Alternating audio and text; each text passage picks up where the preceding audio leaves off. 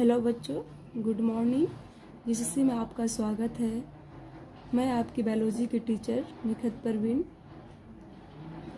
आज आपको 12th के जीव विज्ञान का फर्स्ट चैप्टर जीवों में जनन का तैयारी कराऊंगी, जिसमें आज का हमारा टॉपिक रहेगा जनन, यानी जिसको प्रजनन बोलते हैं, इंग्लिश में रिप्रोडक्शन कहते हैं। तो इस टॉपिक पे आप लोग अच्छे से इसको याद कर लोगे, अच्छे से अपना कमांड बना लोगे। तो चलिए स्टार्ट करती हूँ। फर्स्ट है आपका जनन या प्रजनन। जनन क्या है?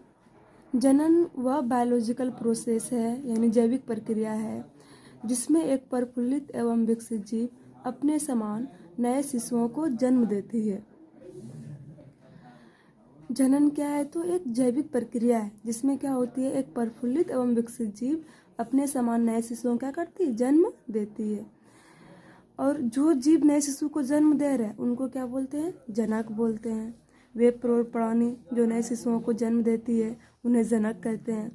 और उत्पन्न हुए नए प्राणी या शिशु को क्या बोलते हैं, पुत्री बोलते हैं, या फिर संतान या ऑफस्प्रिंग बोलते हैं।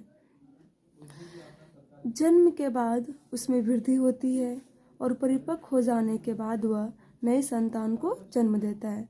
और ये क्रम क्या होती है, एक पीढ़ी से दूसरे पीढ़ी में लगातार चलते रहता है। तो ये आपकी हो गई जनन।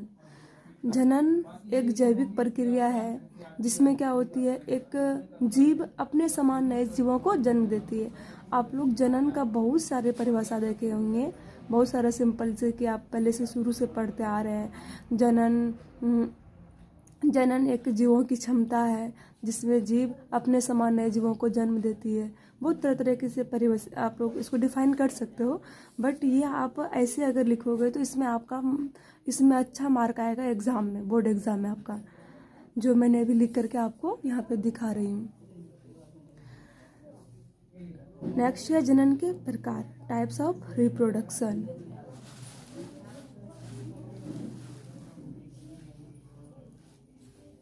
टाइप्स ऑफ रिप्रोडक्शन, पहला है अलैंगिक जनन जिसको बोलते हैं एसेक्सुअल रिप्रोडक्शन। दूसरा है लैंगिक जनन जिसको बोलते हैं सेक्सुअल रिप्रोडक्शन। तो टॉपिक हम डालें यहाँ पे अलैंगिक जनन, एसेक्सुअल रिप्रोडक्शन क्या है।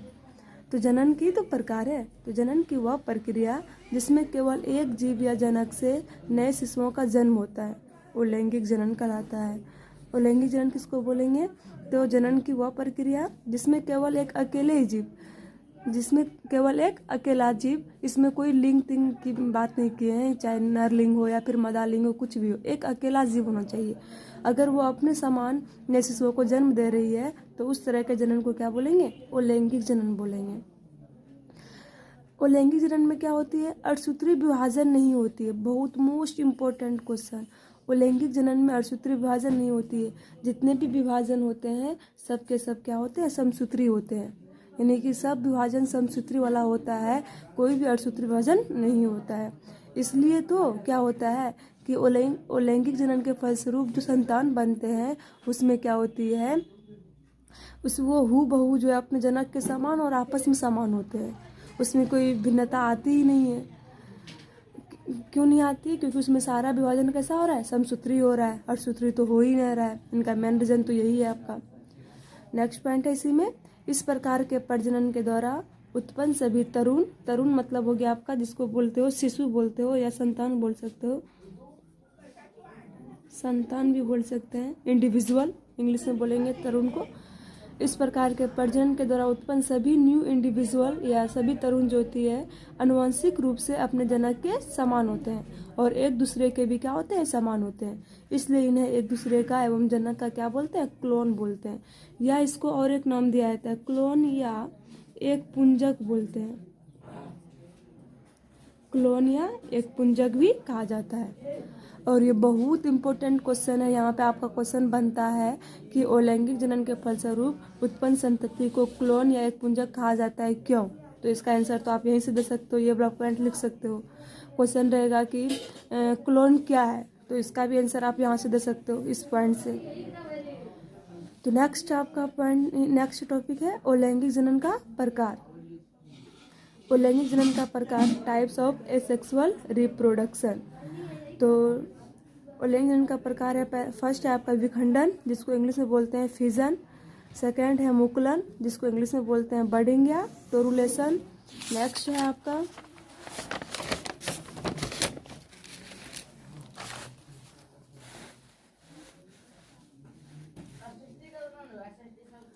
आपका बीजाणु निर्माण, जिसको बोलते हैं स्पोरुलेशन इंग्लिश में।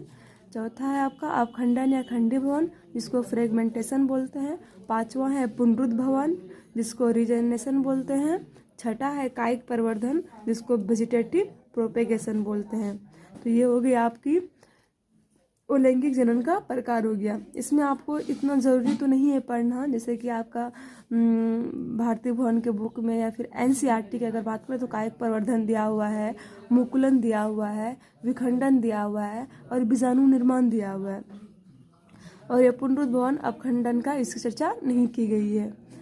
तो ये तो आपके लिए जो है क्या बोलते हैं, ये सब तो आपके लिए बहुत इसेंशियल है, मतलब आवश्यक चीज़ें हैं ये चीज़ पढ़नी, क्योंकि आपके सिलेबस में दी हुई है। ये दोनों नहीं है आपके सिलेबस में।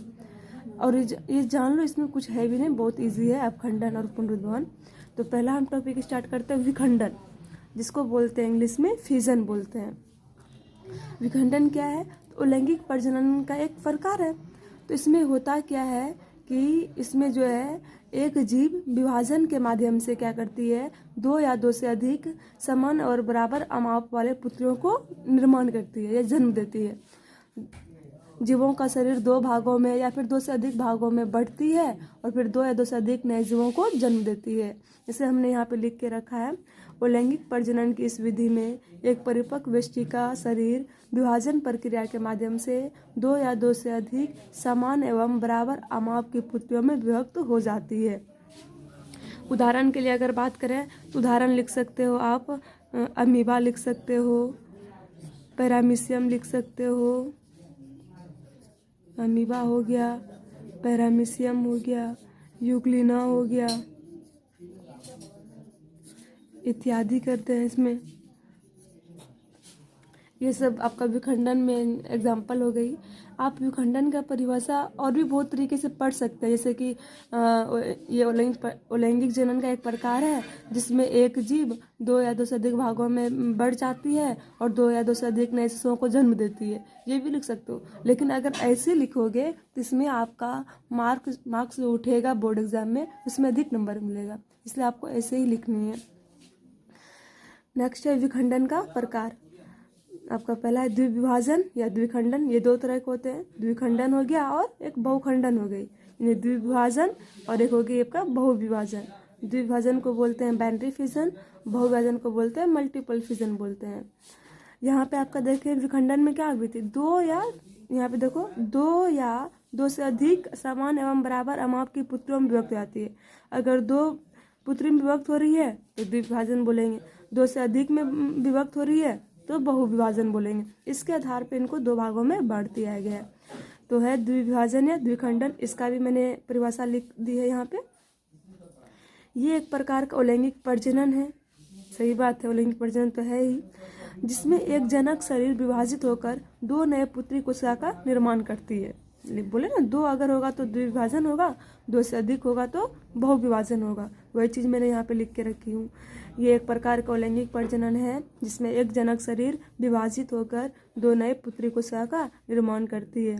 उदाहरण के लिए अगर देखें तो अमीबा हो गया, यूग्लिना हो गया, वोटिसेला, पैरामीशियम, डायटम, जीवाणु, सीरेटियम और भी बहुत सारे हैं। तो हमने क्या लिख दिया, इत्यादि लिख दिया। और इन सारे एग्जाम्पल को, उदाहरण को आप विखंडन में भी लिख सकते हो कि विखंडन के टाइप्स है। तो द्विविभाजन और बहुविभाजन में जितने भी एग्जाम्पल होंगे वो सारे एग्जाम्पल आप यहाँ पे भी डाल सकते हैं। अब देखो, विभाजन तल के आधार पर द्विविभाजन जो होती है कई प्रकार के होते हैं। यहाँ पे मैंने चार तरह के लिखे, चार तरह के होते हैं ये। पहला है आपका सरल द्विविभाजन, सिंपल बाइनरी फिजन। इसमें क्या होता है, सरल द्विविभाजन में क्या होती है, इसमें जो विभाजन का तल जो होता है वह निश्चित नहीं होता है, वह कहीं से भी हो सकती है। आपका क्षैतिज हो सकती है, यानी अनुप्रस्थ हो सकता है, लंबवत हो सकती है, तिर्यक हो सकती है, कहीं से भी हो सकती है। मतलब विभाजन का तल निश्चित ही नहीं होता है। इसलिए इस तरह के विभाजन को बोलते हैं अनियमित विभाजन भी बोलते हैं, अनियमित द्विभाजन, इरेगुलर बाइनरी फिजन भी इसको कहते हैं। एग्जाम्पल के लिए अगर देखा जाए तो एग्जाम्पल हो गई इसमें आपका अमीबा हो गया। एक मिनट इसको आगे कर देती हूँ। एग्जाम्पल हो गया इसमें अमीबा, आपका हो गया यूग्लिना हो गया,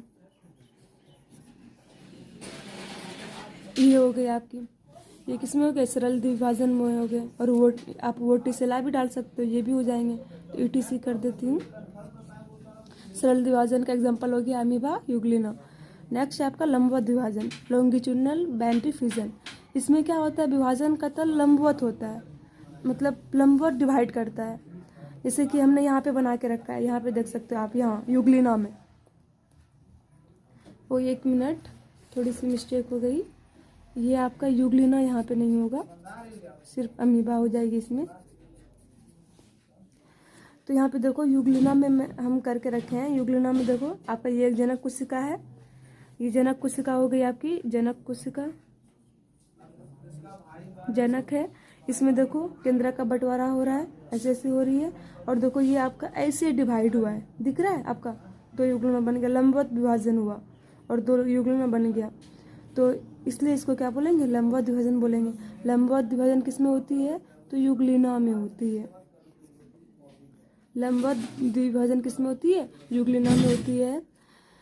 और आपका हो गया इसमें वोटिसेला भी लिख सकते हो, बस एक ही लिखती हूँ। तो इसमें आप कैसे कि हम बोले सरल द्विभाजन में, मतलब कहीं से भी हो सकता है। जैसे कि अमीबा, अमीबा में देखो कहीं से भी हो गया, कुछ मतलब ऐसा नहीं कि जैसे हम बनाए ऐसे ही हो, आपका इधर से भी हो सकती है, कहीं से भी हो सकता है। इसमें विभाजन का तल निश्चित नहीं होता है अमीबा में। अमीबा इसमें हो गया आपका सरल द्विभाजन में। और लंबवत में क्या होता है, लंबवत विभाजन करती है। और तिर्यक द्विभाजन में क्या होता है, तिर्यक द्विभाजन में विभाजन का तल जो होती है तिर्यक होती है, मतलब ऐसी ऐसी होती है, ओब्लिक होता है। तो इसमें आपकी आ गई तिर्यक द्विभाजन में आ गया आपका सीरेटियम, सीरेटियम आ गया आपका इसमें। इसका एग्जांपल अगर देखें तो सीरेटियम हो गई। नेक्स्ट है आपका अनुप्रस्थ द्विभाजन। अनुप्रस्थ मतलब इसमें क्या होता है, विभाजन का तल अनुप्रस्थ होती है, यानी कि आपका क्षैतिज रूप से अनुप्रस्थ रूप से डिवाइड होती है। जैसे कि आपका इसमें हो गया पैरामीशियम, पैरामीशियम, पैरामीशियम हो गया आपका। इसमें बहुत सारे हो जाएंगे, डायटम हो गया आपका, जीवाणु हो गया,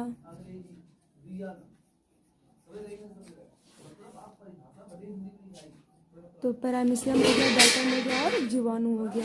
देखो पैरामीशियम में हमने क्या किया है, यहाँ पे पैरामीशियम में जो है आपका ये पैरामीशियम में जनक है, इसमें देख रहे हो आपका कैसे डिवाइड हो रहा है, ऐसे कट रहा है, एक ऊपर एक नीचे जा रही है। तो कैसा अनुप्रस्थ विभाजन न होगा, ये हो गया आपकी अनुप्रस्थ द्विभाजन हो गया। तो मैंने यहाँ पे फिगर भी बना के रखी है।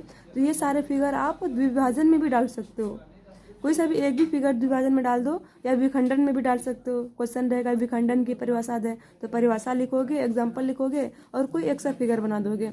द्विखंडन का अगर बोलेगा परिभाषा लिखने, तो आप इसका परिभाषा, एग्जाम्पल और कोई एक सा आप फिगर बना लोगे। बायोलॉजी में फिगर बनाना बहुत ज़रूरी है, बिना फिगर का कुछ भी नहीं हो सकता है। तो आपको फिगर तो बनाना ही होगा। और इन सब में से अगर आएगा, ये तो आपकी खैर आएगी नहीं, ये बहुत डीप में चले गए हम, ये नहीं है आपके सिलेबस में, यहाँ तक है। तो आप अगर इसमें परिभाषा आता है तो परिभाषा और कोई सा भी एग्जाम्पल आप डाल सकते हो। तो नेक्स्ट चलते हैं आगे। अब है आपका बहुविभाजन। बहुविभाजन जिसको बोलते हैं मल्टीपल फिजन बोलते हैं, बहुविभाजन। इस प्रकार के विखंडन में एक जनक शरीर विभाजन प्रक्रिया के माध्यम से 2 से अधिक पुत्री संततियों को उत्पन्न करती है।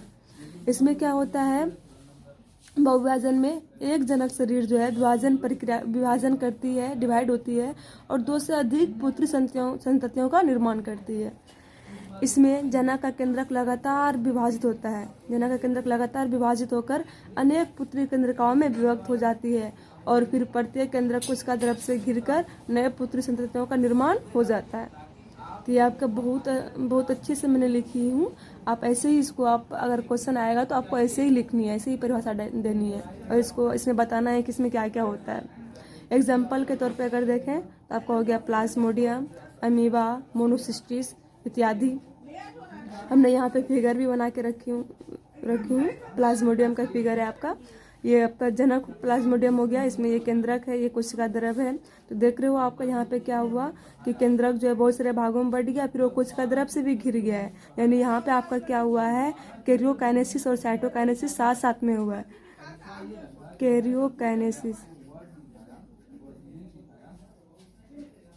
Karyokinesis plus cytokinesis. Karyokinesis plus cytokinesis साथ साथ में हुआ है आपका।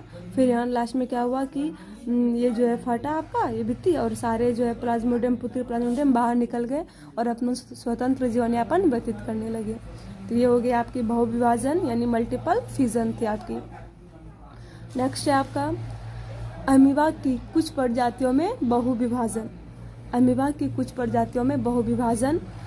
तो अमीबा में क्या होती है, बहुविभाजन की प्रक्रिया जो होती है वह प्रतिकूल परिस्थितियों में होती है। बहुत इंपॉर्टेंट है आपका, इसको आपको याद रखना होगा।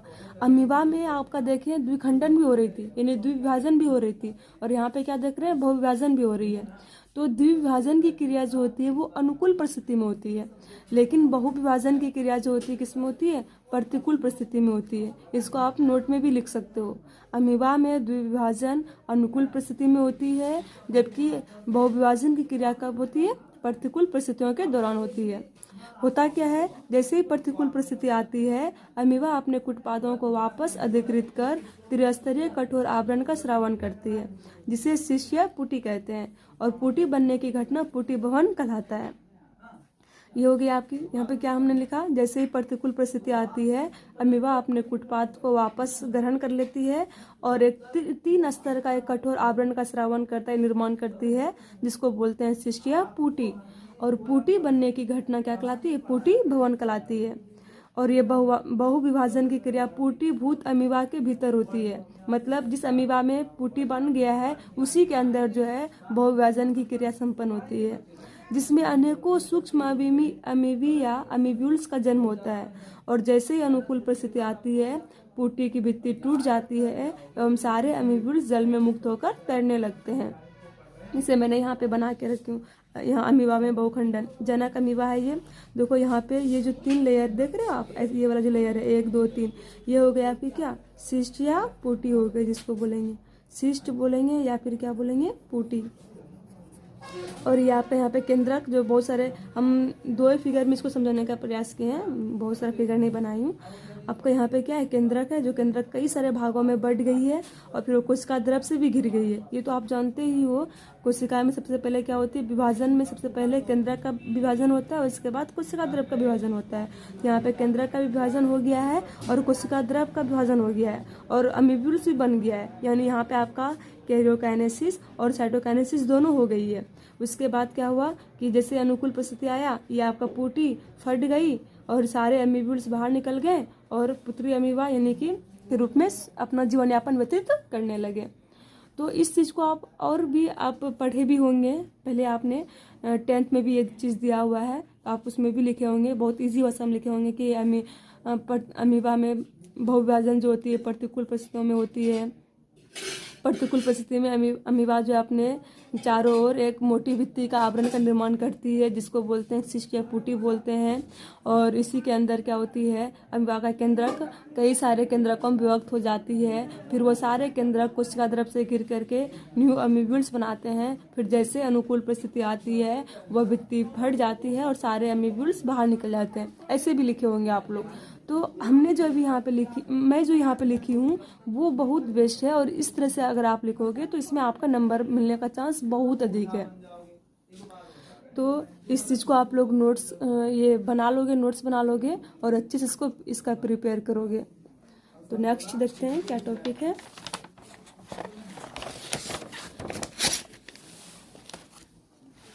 नेक्स्ट है आपका मुकुलन, बडिंग, जिसको बोलते हैं टोरुलेशन भी बोलते हैं। मुकुलन, बडिंग या टोरुलेशन। मुकुलन क्या है, इस प्रकार के अलैंगिक प्रजनन की विधि में जनक शरीर पर एक छोटा सा उभार बनता है, जिसे मुकुल या बट कहते हैं, और इसके बनने की प्रक्रिया को मुकुलन कहते हैं। मतलब इस प्रकार के बोलेंगे। ये तो आप अगर सिंपल में आप क्या समझ रहे हैं, मैंने आपको समझाया भी है मुकुलन क्या है।